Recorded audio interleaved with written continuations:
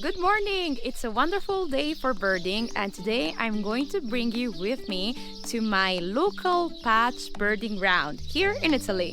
Now, I know that you might be confused, why do I have a local birding patch in Italy? Well, the thing is that I'm actually originally from Italy. However, I left the country already 5 years ago, but I still come here whenever I can, which is between 3 to 4 times every year, and I feel very, very lucky for it. Of course, whenever I'm here, I come back to the place where I live to visit my family and friends. So this is literally where I grew up, and just to make you understand, we are in southern Italy in a very unknown region which is called Molise, and you might not know about it, and that's perfectly normal because it's enough to say that even Italian people don't really know about this region, and actually Italians joke about my region saying that it doesn't exist just because here there's not that much going on, there are no major cities, there are no major tourist attractions. It's pretty quiet actually, and there's not a big population. It's actually pretty abundant, if I have to say. So anyway, this is where I grew up. So I'm from a small village which is about 20 kilometers away from the Adriatic Sea, but I actually live in the countryside. So the village is on the top of a hill, and I live between two hills of two separate villages, just in the small valley. Of course, you can understand when I started birding 3 years ago, I was super excited to come back to Delhi for the first time, and I immediately realized how much of a great birding place this is, and I also was feeling quite frustrated thinking about how many birds I missed in my entire life living here. The thing is that it's very nice to come back to Italy because the bird species are very different, especially in spring and summer, versus the ones that I see where I live now. So in Belgium, and most of the places that I normally visit are Northern European countries. So the bird species are very different. This means that birding in southern Italy is very exciting. Today I'm going to bring you with me to explore my local birding patch. So what's a birding patch? Basically, it's just a place that you can visit many times throughout the year, but even throughout years. This means that you can really get familiar with the different bird species as well as to the different bird individuals that live there. And this is something that you can do only if you can visit a place many times. So what I started doing is literally whenever I come back, I cannot set up a specific round, and I try to stay as much as local as possible. So my local birding patch is defined as an area which is literally around my house of about 3 kilometers away. So part of my birding is done on foot, literally just walking around my house, and the other part is birding by car on a major road and on some secondary roads. So this is where we will go.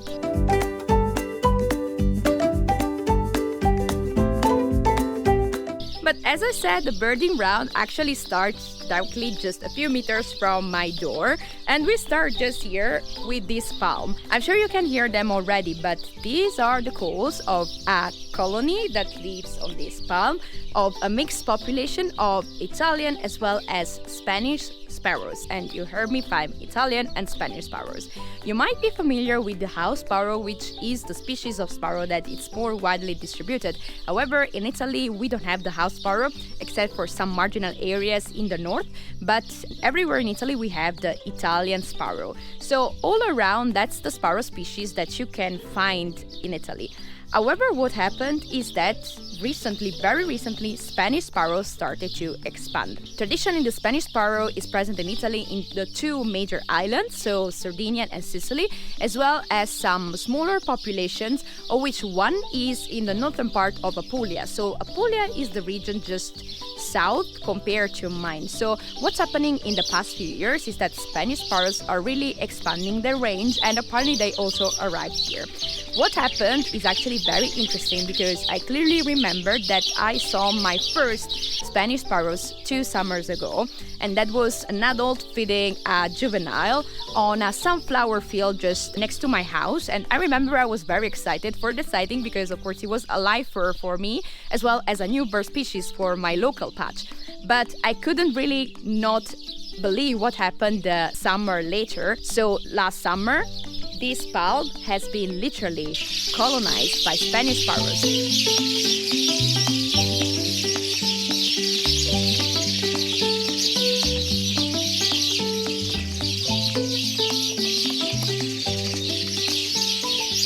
So this has not happened before, I'm quite sure of it.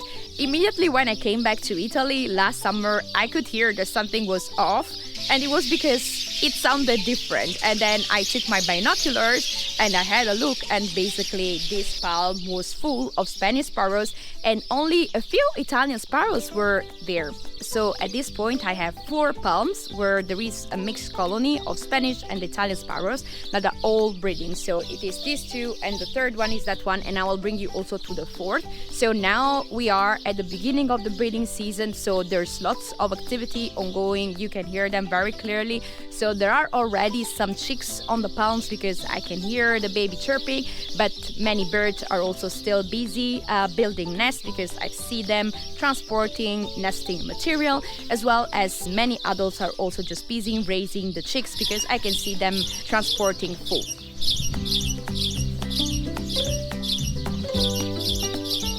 And this is the 4th palm with Spanish and Italian sparrow as well.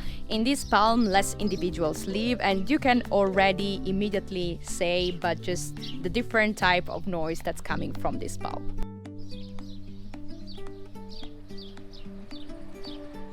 So based on my personal observation, I can say that this year, compared to last summer, the population of Italian and Spanish sparrow looks more balanced. Last summer, literally, I could spot very, very rarely Italian sparrows. This time it looks a bit better. What's also very interesting is that also just next to my house, there's also my grandma's house, and there are only Italian sparrows nesting under the roof. So it really looks like the Spanish sparrows are preferentially choosing the palms to nest in, and the other nesting sites that I'll also show you of Spanish sparrows are actually all around this area in electric poles. But I also have to mention that actually we also have a 3rd species of sparrow, which is the Eurasian tree sparrows, although they are in much fewer numbers when compared to the Italian sparrows and nowadays also to the Spanish sparrows.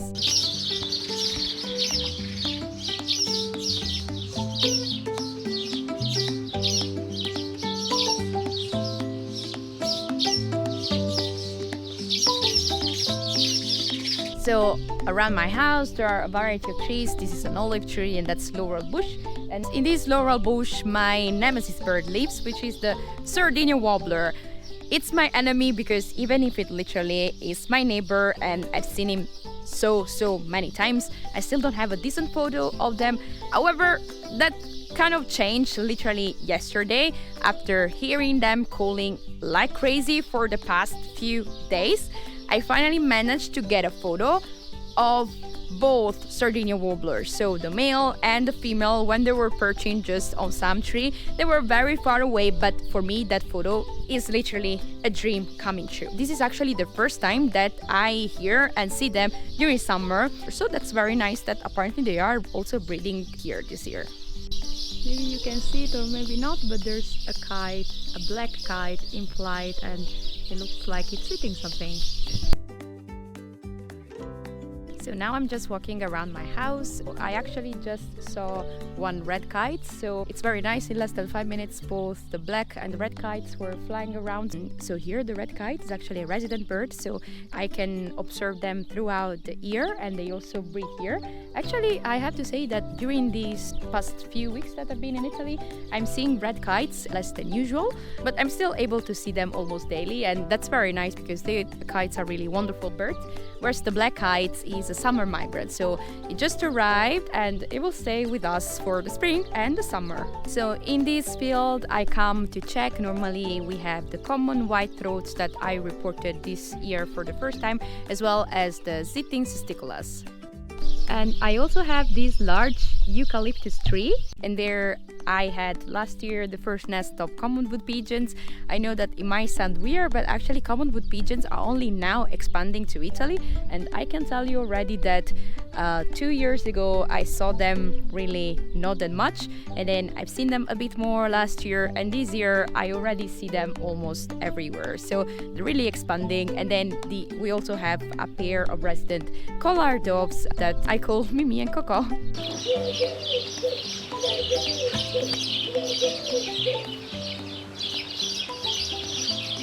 Common swift as well flying by, and I think now it's time to take the car and keep going in our birding round.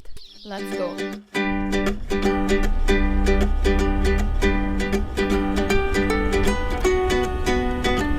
So after driving for about 500 meters, I actually arrived to my first stop. And this stop is to monitor a pair of European rollers. So European rollers are definitely among the most colorful and nice birds that we get as summer migrants here. And I'm lucky enough to live in a part of Italy where European rollers like to breed. In my region, we get above 30 pairs of European rollers nesting. And European rollers really like to come back to the same nesting site. So there are some nesting sites that are just used year after year. And one of the historical breeding site is literally 500 meters away from my house, and I can just see now one of the adult perched on the wire. So European rollers in my region mainly nest into abandoned farmhouse buildings. This is because, as I said, this is mainly agricultural landscape, and in the past century most of the people used to live also in the countryside, so the landowners.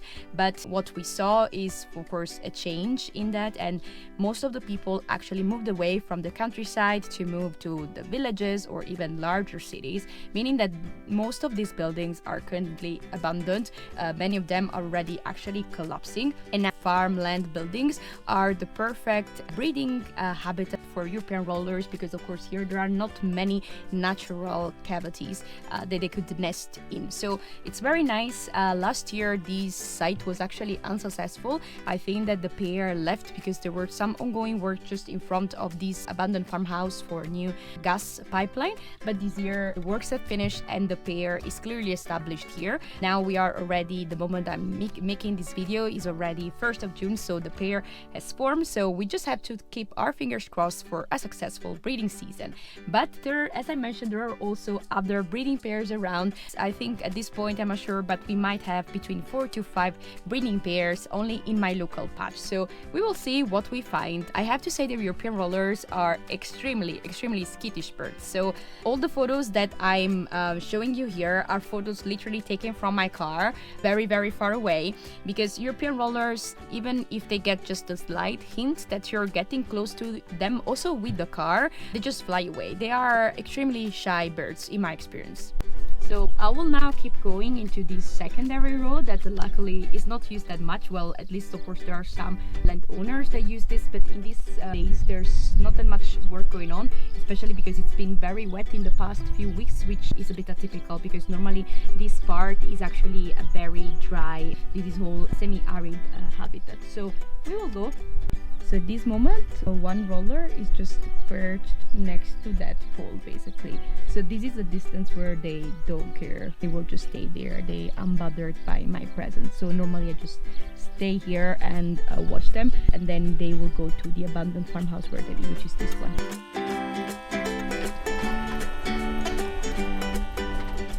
So my birding basically consists of just driving. I know very well these roads, so if you consider birding by car, of course you have to be very careful. Here I know that I very rarely meet people and I know exactly where I can stop, but normally I just pay attention to the few trees that are around, because normally some birds like to perch on top of them, and I actually, on those trees just down there, I spotted 2 birds perching. They were very far, but I'm quite sure that those are the red-footed falcons. So red-footed falcons here just pass during migration. It's already 1st of June, so I would say that it's quite late, but again the weather has been quite weird, and in the past couple of days they spent lots of time feeding on a field just next to this one. So I'll now keep going because maybe they were roosting there, but now they moved there.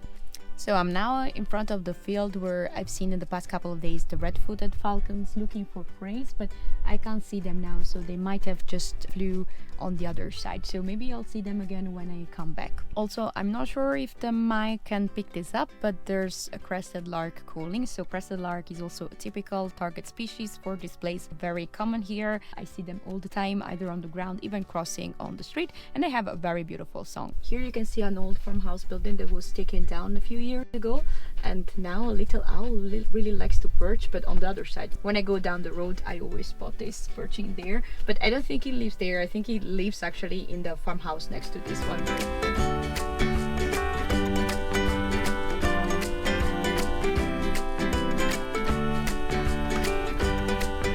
So I arrived almost to the end of this road that is part of my birding patch, let's say. So this is normally a good spot to see European turtle doves. They sometimes are all over the place, but this is more reliable, though today I can't see them, but occasionally they're literally just on the road, especially now that they're courting.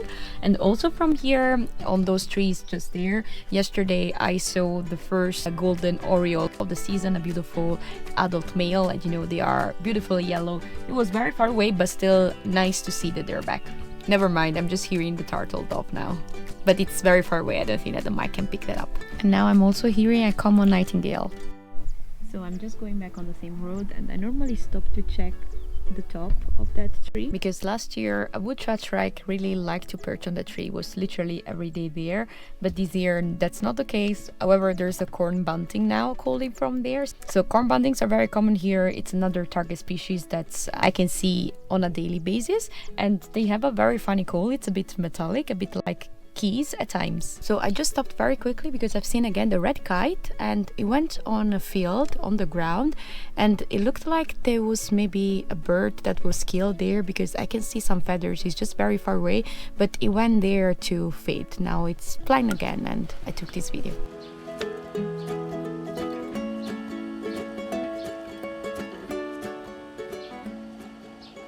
So I'm basically now back from the secondary road. I'm ready to go back to the main road. So now I'll go up to the main road for about 1 kilometer to monitor some other possible European rollers nesting site. The problem when going on the main road, of course, it's that it's more likely to meet other cars, and also there are not many places to stop. So unfortunately here I really just drive and quickly check whatever I can see. So we will see what we find, but I can still see the European roller that we met before, nicely perching on the wire next to a corn bunting. So I just came back from the main road. I could locate another European roller at the usual nesting site, and then a common kestrel, really nothing else. Now I'm going to my secondary road. This is really not even completely a road, but it's quite fun to drive here, so let's go.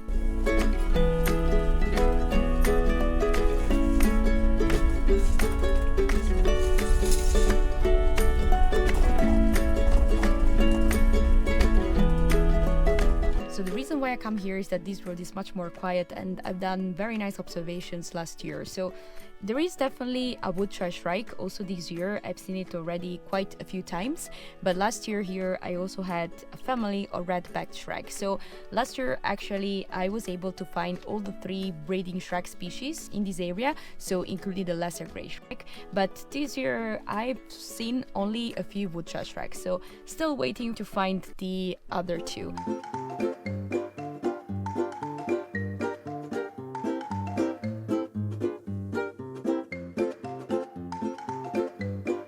The other reason why I like this place is that last year, just here, I've seen once perching on a single wire for juvenile lesser kestrels. So the story of lesser kestrels is a bit controversial here because lesser kestrels have not been reported officially as a breeding species in my region, but I've been seeing lesser kestrels throughout the past summers. However, it was almost never really at the center, at the mid of the breeding season. It was most of the time when I was here for holidays, which was already August. Last year, however, we had clearly the juveniles here. This year, unfortunately, I've seen lesser kestrels during the first few days that I was here, so it was 10 days ago, but after that I was not able to see them anymore, so that's a bit of a shame. I'm in Italy also for another few days, so fingers crossed that I'll be able to see them again, and then at a point we are able also to find the nest, so we will have the certainty that they're also breeding here.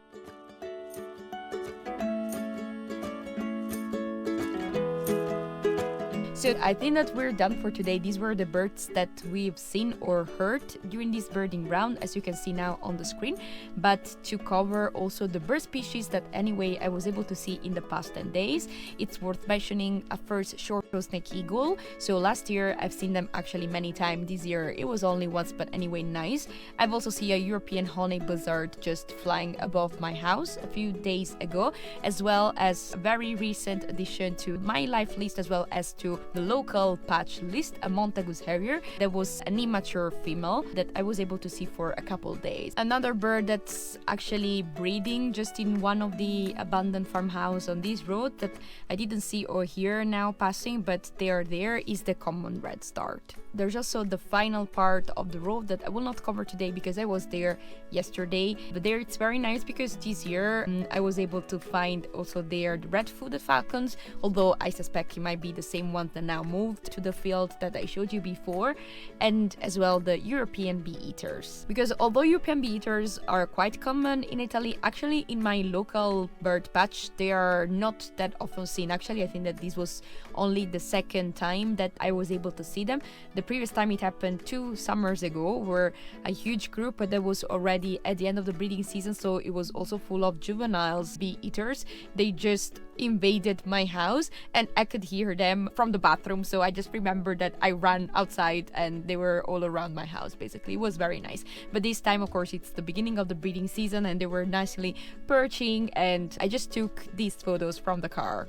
And with that, I think I covered all the bird species that I can find in my local patch during spring and summer, either seen already this year or seen in the past couple of years.